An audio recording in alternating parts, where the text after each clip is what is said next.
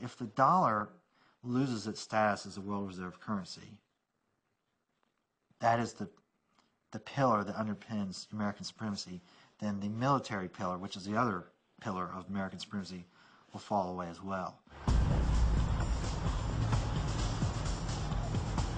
That supremacy is also reliant on the ordinary man and woman in the street continuing to buy in US dollars. It's American consumers who have unwittingly sown the seeds for this conspiracy. Americans are among the biggest spenders and the worst savers in the world.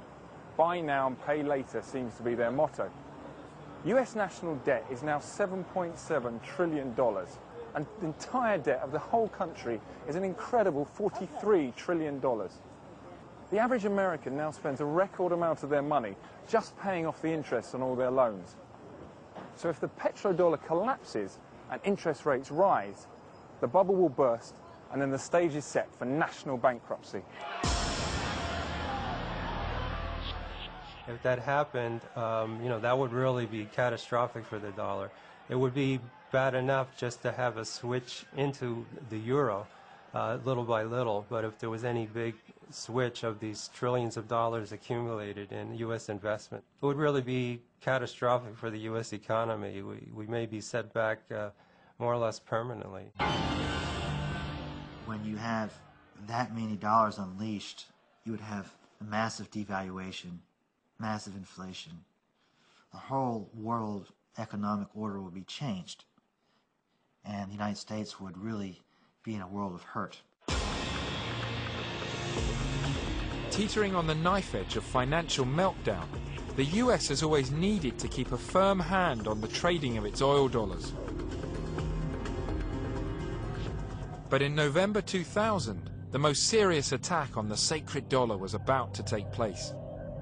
If left unchecked, it could have been an economic Pearl Harbor.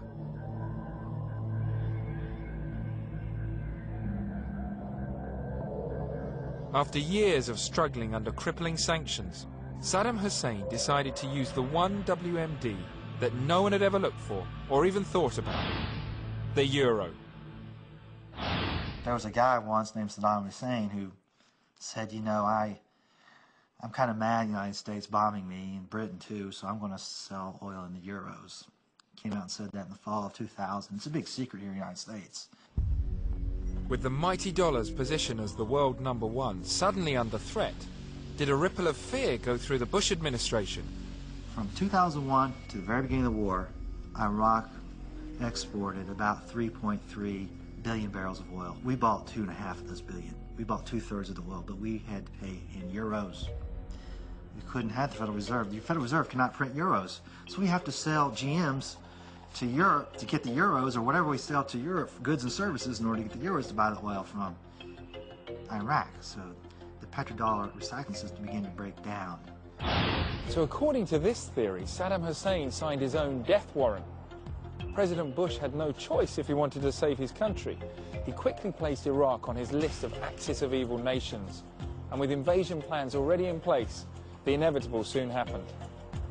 I think the decision by Saddam Hussein to go for a petro-euro was the last straw. They had to move because the economy was threatened.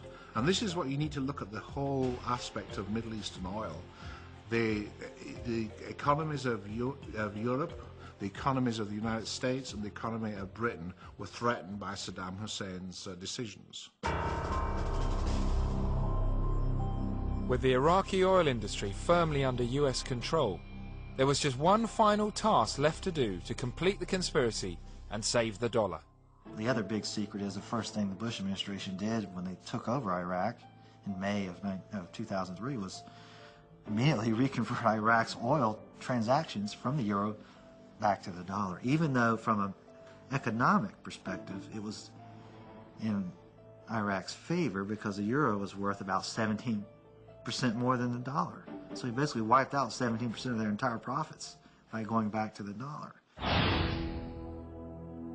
While all this was happening, the American public was given very little information about how important oil and the petrodollars were to the US. So was there also a media conspiracy? Absolutely.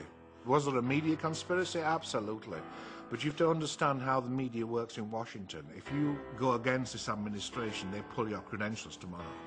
There are some of the leading reporters have been told, you're asking the president too many hard questions.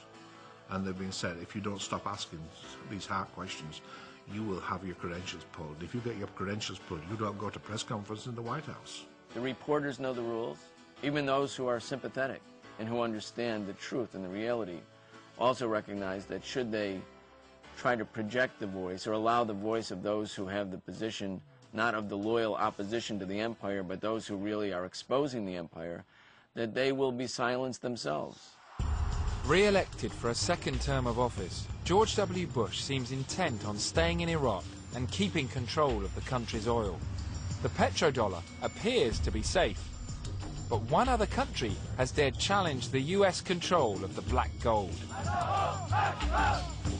After years of denouncing America as the spawn of Satan, Iran has announced that in 2006 it will set up its own oil trading exchange that could threaten the exchanges of London and New York.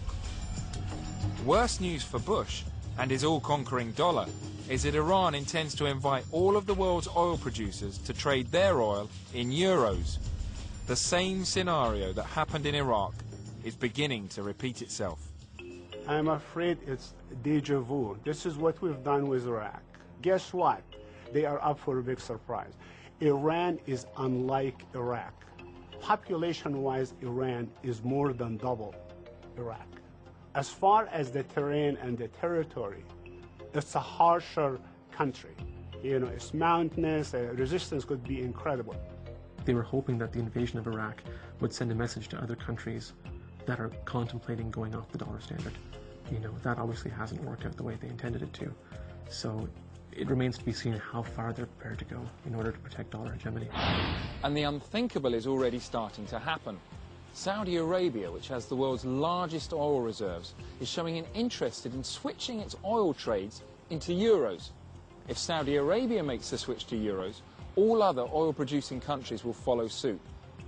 Is the US going to let this happen?